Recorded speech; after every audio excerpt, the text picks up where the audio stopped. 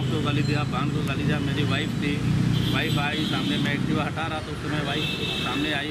तो वो कब उतारा है क्या, आप लोगों ने सब कब्जा करके रखा है यहाँ पे। हाँ, शांति से कमाओ, शांति से रहो, नहीं तो ले जाके मैं जेल में बंद कर दूँगा।